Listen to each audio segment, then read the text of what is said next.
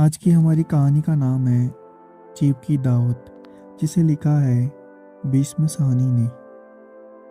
तो चलिए शुरू करते हैं। आज मिस्टर श्यामनाथ के घर चीप की दावत थी।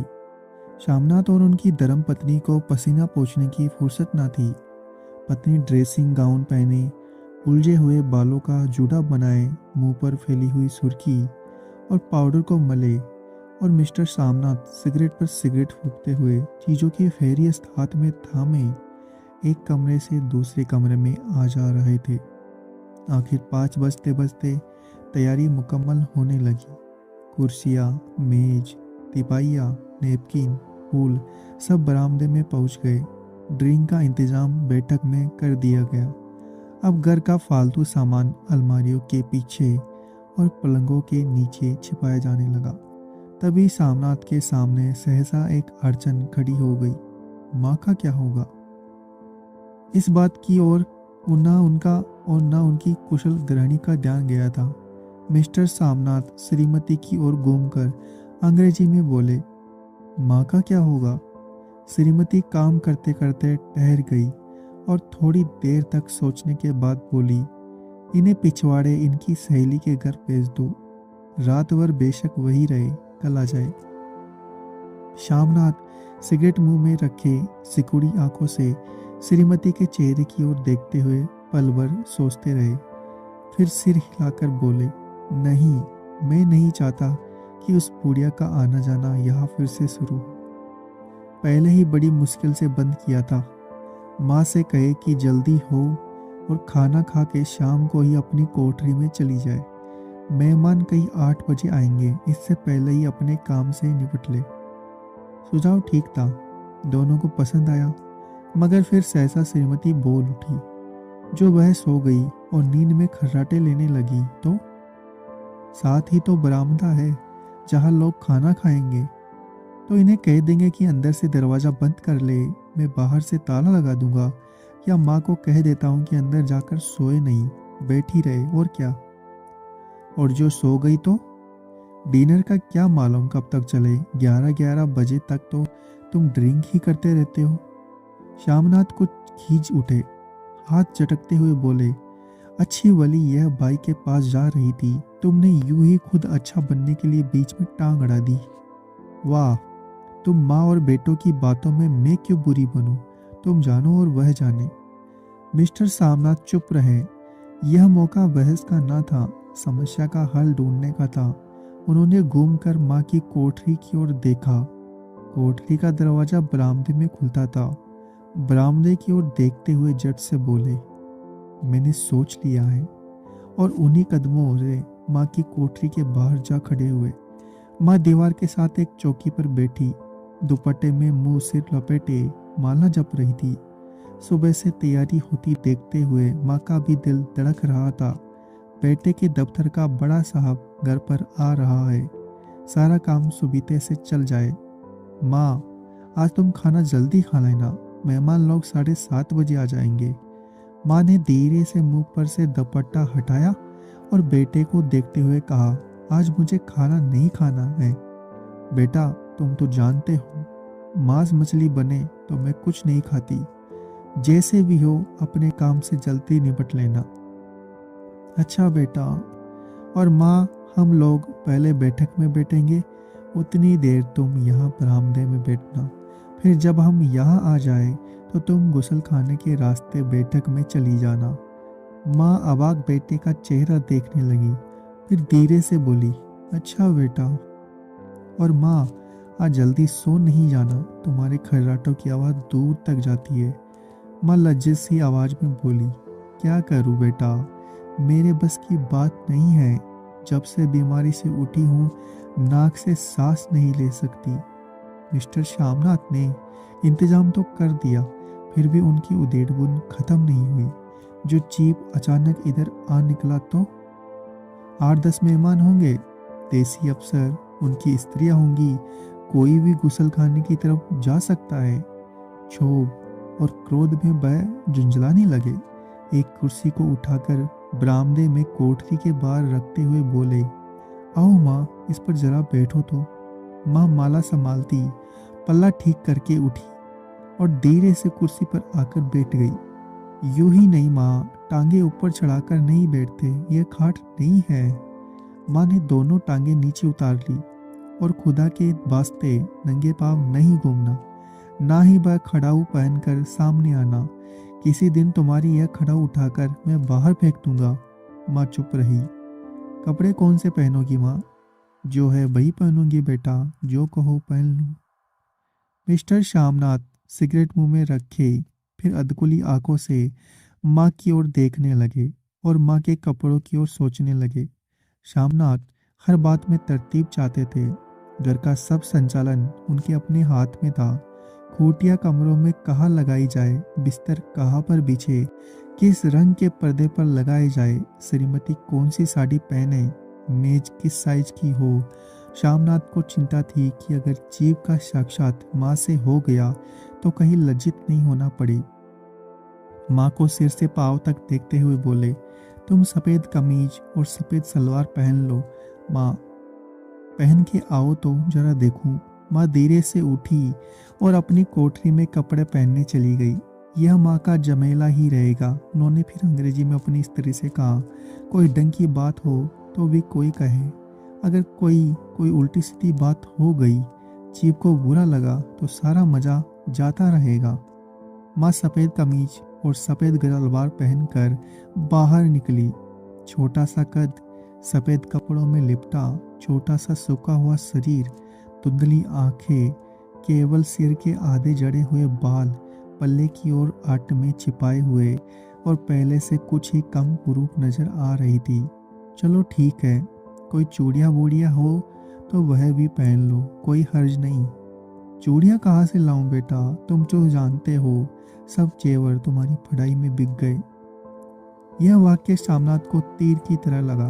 तिनक कर बोले, यह कौन सा राग छेड़ दिया अम्मा, सीधा कह दो, नहीं है जेवर बस, इससे पढ़ाई वढ़ाई का क्या ताल्लुक है। जो जेवर बिका तो कुछ बनकर ही आया हूँ, नीरा लडूरा तो नहीं लौटाया ना। जितना दिया था उससे दुगना ले लेना। मेरी जीभ जल जाए बेटा, तुझसे जेवर लूंगी, मेरे मुंह से यूं ही निकल गया, जो होते तो लाख बार पहनती। 5:30 बज चुके थे। अभी मिस्टर श्यामनाथ को खुद भी नहा धोकर तैयार होना था। श्रीमती कब की अपने कमरे में जा चुकी थी। श्यामनाथ जाते हुए एक बार फिर माँ की हिदायत करते गए, माँ रोज की तरह गुमसुम बन के नहीं बैठी रहना। अगर साहब इधर आ निकले और कोई बात पूछे तो ठीक तरह से उनसे बात का जवाब देना। मैं ना पढ़ी ना लिखी बेटा, मैं क्या करूँगी, तुम कह देना माँ अनपढ़ है, कुछ जानती समझती नहीं, वह नहीं पूछेगा।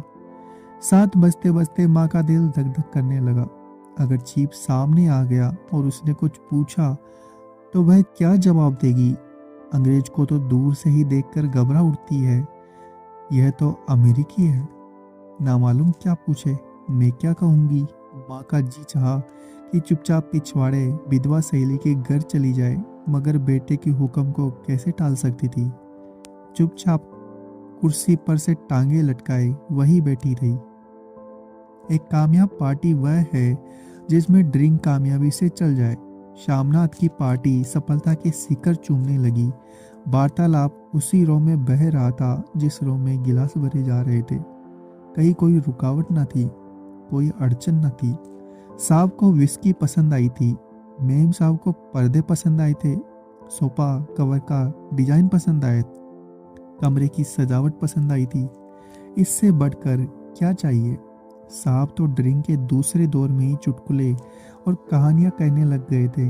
दफ्तर में जितना रोब रखते थे, यहाँ पर उतने ही दोस्त परवर हो रहे थे। और उनकी स्त्री काला गाउन पहने, गले में सफ़ेद मोतियों का हार, सेंट और पाउडर की महक से ओतप्रोत कमरे में बैठी सभी देसी स्त्रियों की आराधना का केंद्र बनी हुई थी।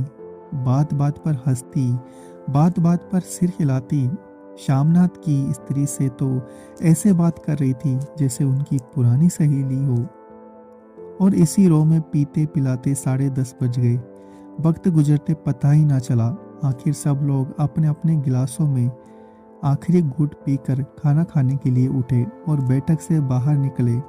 आगे आगे शामनाथ रास्ता दिखाते हुए, पीछे चीप और दूसरे मेहमान। बरामदे में पहुंचते ही शामनाथ सहसा ठिठक गए।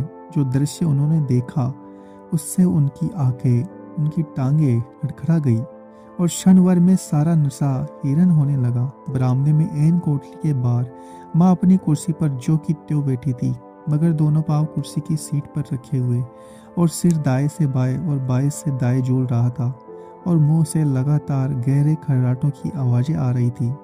जब सिर कुछ देर के लिए टेढ़ा होकर एक तरफ को थम जाता तो खर्राटे और भी गहरे हो उठते और फिर जब झटके से नींद टूटती तो फिर सिर दाएं से बाएं झूलने लगता।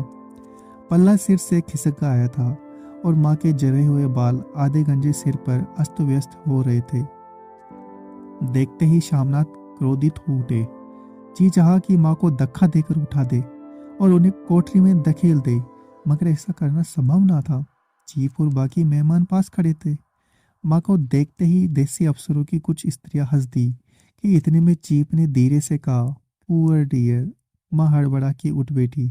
सामने खड़े इतने लोगों को देखकर ऐसी घबराई कि कुछ कहते ना बना। झट से पल्ला सिर पर रखती हुई खड़ी हो गई। जमीन को देखने लगी। उनके पांव लड़खड़ाने लगे, हाथों की उंगलियां थरथर कांपने लगी। माँ तुम जाके सो जाओ, तुम क्यों इतनी देर तक जाग रही थी?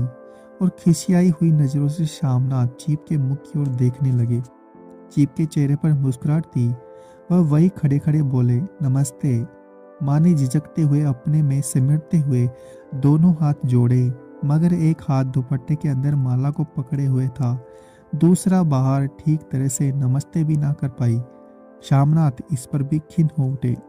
इतने में चीप ने अपना दाया हाथ मिलाने के लिए माँ के आगे किया और माँ भी घबरा उठी। माँ हाथ मिलाओ, पर हाथ कैसे मिलाती? दाएं हाथ में तो माला थी। घबराहट में माँ ने बाया हाथ ही साहब के दाएं हाथ में रख दिया। शामनाथ दिल ही दिल में जल उठे। देसी अफसरों की स्त्रियां खिलखिलाकर हंस पड़ी।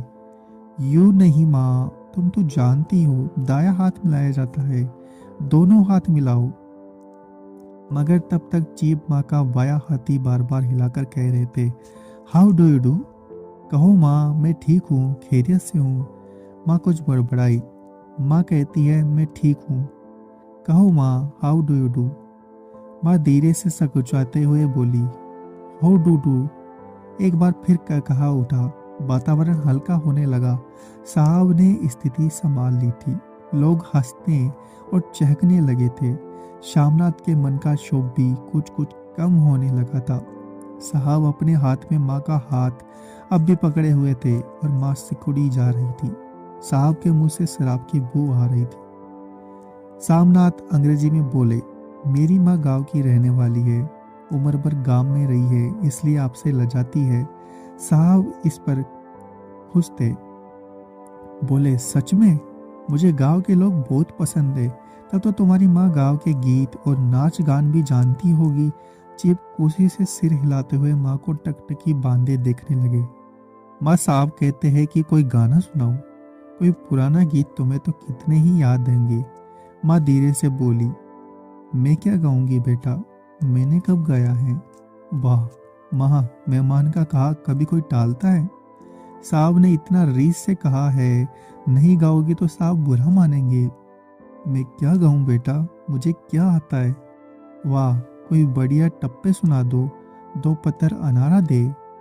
देसी अफसर और उनकी स्त्रियों ने इस सुझाव पर तालियां पीटी। माँ कभी दीन दृष्टि से बेटे के चेहरे को देखती, कभी फास खड़ी बहू के चेहरे को। इतने में बेटे ने गंभीर आदेश भरे लिहाज में कहा, माँ। इसके बाद हाँ या ना सवाल ही ना उठता था। माँ बैठ गई और क्षीण, दुर्लभ और लरजती आवाज में एक पुराना गीत गाने लगी। हरिया भी माहे, हरिया नी वेणे, हरियाते बागी बरिया है। देसी स्त्रियां खिलखिला के हंस उठी। 3 पंक्तियां गा के माँ चुप हो गई। बरामदा तालियों से गूंज उठा। साहब तालियां पीटना बंद ही ना करते थे। शामनाथ की खींच प्रसन्नता और गर्म में बदल उठी थी। माँ ने पार्टी में नया रंग भर दिया था।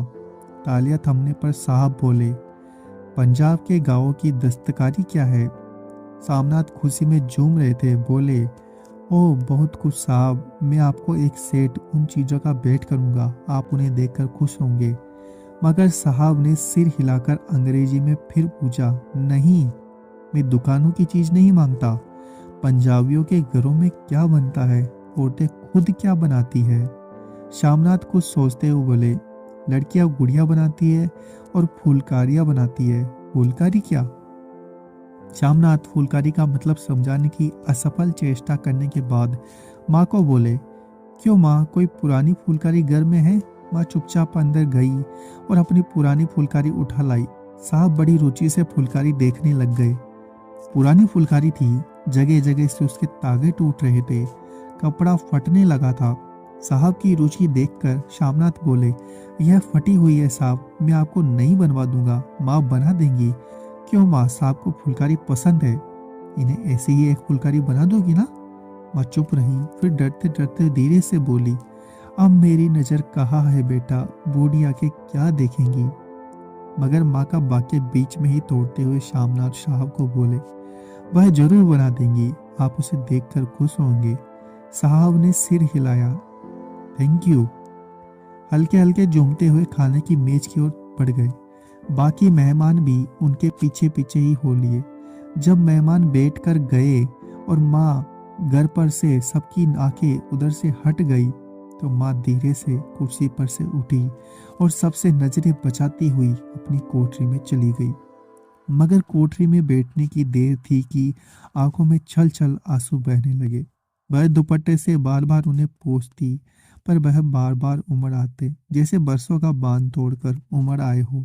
माँ ने बहुतेरा दिल को समझाया, हाथ जोड़े, भगवान का नाम लिया, बेटे की चिराई होने की प्रार्थना की, बार बार आंखें बंद की, मगर आंसू बरसात के पानी की तरह जैसे थमने में ही नहाते थे। आधी रात का वक्त होगा। मेहमान खाना खाकर एक एक करके जा चुके थे। माँ दीवार से सटकर बैठी, आंखें फाड़े दीवार को देखे जा रही थी। घर के वातावरण में तनाव ढीला पड़ चुका था। मोहल्ले की निस्तब्धता श्यामनाथ के घर भी छा चुकी थी। केवल रसोई में प्लेटों की खनकने की आवाज आ रही थी। तभी सहसा माँ की कोठरी का दरवाजा जोर से खटकने लगा। माँ, दरवाजा खोलो। माँ का दिल बैठ गया। हड़बड़ा कर उठ बैठी। क्या मुझसे फिर कोई भूल हो गई? माँ कितनी देर से अपने आप को कोस रही थी कि क्या उन्हें कोई नींद आ गई? क्यों वह ऊँघने लगी? क्या बेटे ने अभी तक क्षमा नहीं किया? माँ उठी और कांपते हाथों से दरवाजा खोल दिया। दरवाजे खुलते ही श्यामनाथ झूमते हुए आगे बढ़ाए और माँ को आलिंगन में भर लिया। ओ अम्मी, तुमने तो आज रंग ला दिया। साहब तुमसे इतना खुश हुआ कि क्या कहूँ। ओ अम्मी, अम्मी। माँ की छोटी सी काया सिमट कर बेटे के आलिंगन में छिप गई। माँ की आंखों में फिर आंसू आ गए। उन्हें पहुंचती हुई धीरे से बोली, बेटा तुम मुझे हरिद्वार भेज दो, मैं कब से कह रही हूँ। सामनाथ का झूमना सहसा बंद हो गया। उनकी पेशानी पर फिर तनाव के बल पड़ने लगे। उनकी बाहें माँ के शरीर पर से हट गई। क्या कहा माँ? यह कौन सा राग तुमने फिर छेड़ दिया? सामनाथ का क्रोध बढ़ने लगा था। बोलते गए, तुम मुझे बदनाम करना चाहती हो ताकि दुनिया कहे कि बेटा माँ को अपने पास नहीं रख सकता। नहीं बेटा, अब तुम अपनी बहू के साथ जैसा मन चाहे रहो। मैंने अपना खाना पहनना लिया, अब यहाँ क्या करूँगी? जो थोड़े दिन जिंदगानी के बाकी है, भगवान का नाम लूंगी। तुम मुझे हरिद्वार भेज दो। तुम चली जाओगी तो फुलकारी कौन बनाएगा? साहब से तुम्हारे सामने ही फुलकारी देने का इकरार किया है। मेरी आंखें अब नहीं है बेटा जो फुलकारी बन ना सकूं। तुम कहीं और से बनवा लो, बनी बनाई ले लो। माँ तुम मुझे धोखा देके यूं ही चली जाओगी, मेरा बनता काम बिगाड़ोगी। जानती नहीं, साहब खुश होगा तो मुझे तरक्की मिलेगी। माँ चुप हो गई, फिर बेटे के मुंह की ओर देखती हुई बोली, क्या तेरी तरक्की होगी? क्या साहब तेरी तरक्की कर देगा? क्या उसने कुछ कहा है? कहा नहीं, मगर देखती नहीं कितना खुश गया है। कहता था जब तेरी माँ फुलकारी बनाना शुरू करेंगी तो मैं देखने आऊंगा कि कैसे बनाती है। जो साहब खुश हो गया तो मुझे इससे बड़ी नौकरी भी मिल सकती है, मैं बड़ा अफसर बन सकता हूँ। माँ के चेहरे का रंग बदलने लगा। धीरे धीरे उनकी झुर्रियों भरा मुंह खिलने लगा। आंखों में हल्की हल्की चमक आने लगी। तो तेरी तरक्की होगी बेटा, तरक्की यूं ही हो जाएगी। साहब को खुश रखूंगा तो कुछ करेगा, वरना उसकी खिदमत करने वाले और थोड़े हैं। तो मैं बना दूंगी बेटा, जैसे बन पड़ेगा बना दूंगी। और माँ दिल ही दिल में फिर बेटे के उज्जवल भविष्य की कामनाएं करने लगी। और मिस्टर श्यामनाथ, आप सो जाओ, माँ कहते हुए तनिक लड़खड़ाते हुए अपने कमरे की ओर घूम गए।